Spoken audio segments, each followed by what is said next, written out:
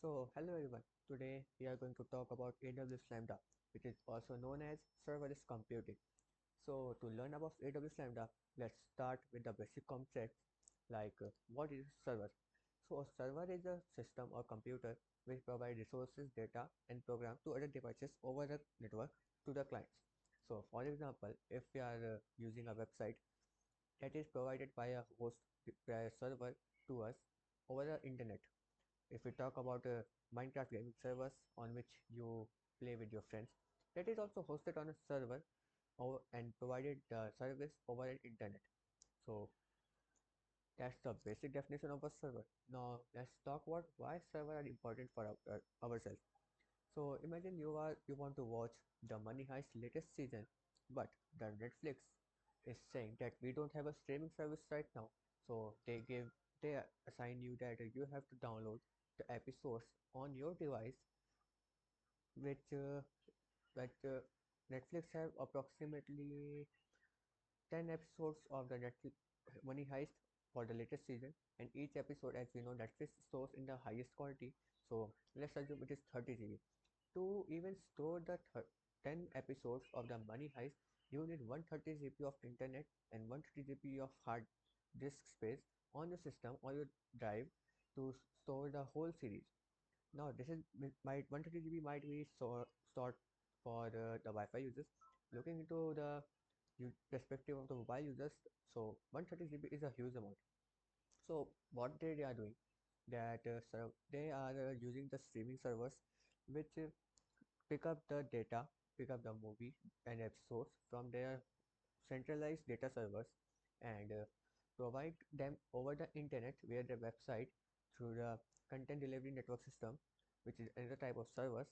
And by this, they are saving your time to download the episodes, saving your time to saving your storage, enabling millions of users to watch seamlessly at the same time. So that's the benefit, that's the server importance.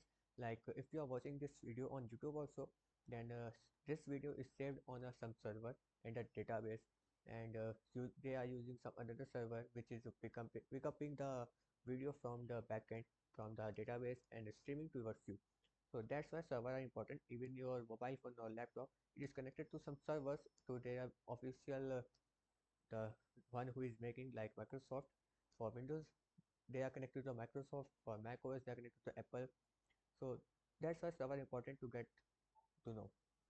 So what is serverless computing? Let's talk about the main thing. Serverless computing, AWS Lambda.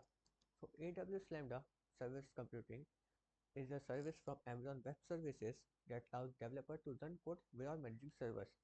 So if you don't want to buy a whole server and you just want to run your code, then that's why you can use AWS Lambda. For example, if you want a snippet of code to test that if code is working or not, then you can use AWS Lambda without setting up a whole environment. Now, it is an event-driven that automatically manages the computing resources needed to execute code in response to event. So, to understand this, let's see into an example. For example, a user uploads an image to your website, which uses the compression to the image to smaller size, for example 5 MB, for better storage efficiency and faster loader times. So what here we are going to do, that user comes with the image to your website, and this is the website. He uploads the image to your website. Now that's after the website is uploaded to your website. I mean the after the image is uploaded to your website, then as you are only a website, you are setting website, you don't have any backend ready to actually uh, compress the image. You want to minimize your server load, then you can use, here comes the use of AWS Lambda. Your website transfers the image to the AWS Lambda server, and it contains a code snippet, it contains a program which gonna compress your image and provide you the compressed image in return. So that's what I have written here, that the AWS Lambda is running only the website need to compress. So what does this mean? So as we know, AWS Lambda is serverless. So you have uploaded your code in a zip format or a Docker image, and when the AWS Lambda server is by default in the offline state. So whenever an event triggered for this, in this the example is the upload. So whenever an image is uploaded, it triggers the AWS Lambda server, and it runs the code of the compression for the being time. Then only your server is running, your code is running, and after the code is image compressed, the code will automatically shut down. So now once the compression is completed, the Lambda will return the image to your browser, to your website, and from website you can download it. Okay, let's start moving on further. So how is AWS Lambda working? So first of all, you upload the code. You upload the code in the Lambda in a zip file or Docker image. Then you set up a trigger from other services. For our example, it was the uploading of an image. Now is execution. Now Lambda runs your code in response to event, typically in milliseconds. So when the image is uploaded, when the image is came to the AWS Lambda server, it responses to it, it runs the code, it compresses the image. Now what will the cost? So you will only pay the cost while the code was running. The server is not running, you have to pay only while your code, your specific part of code was running. So there is no charge when your code was not running. So and one more thing is scaling. Lambda automatically scales the support incoming rate.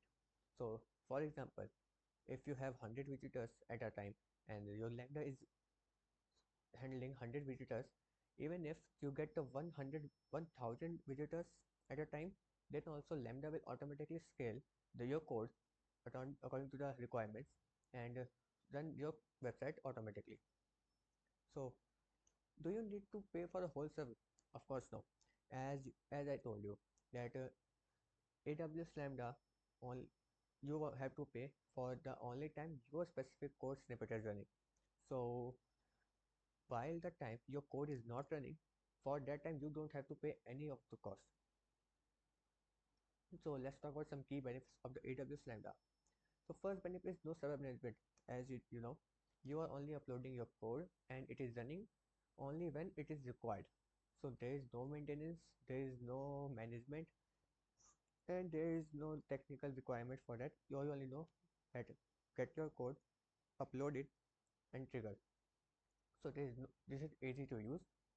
Second is pay as you go. As I told you, you have to only pay for the time your code is running.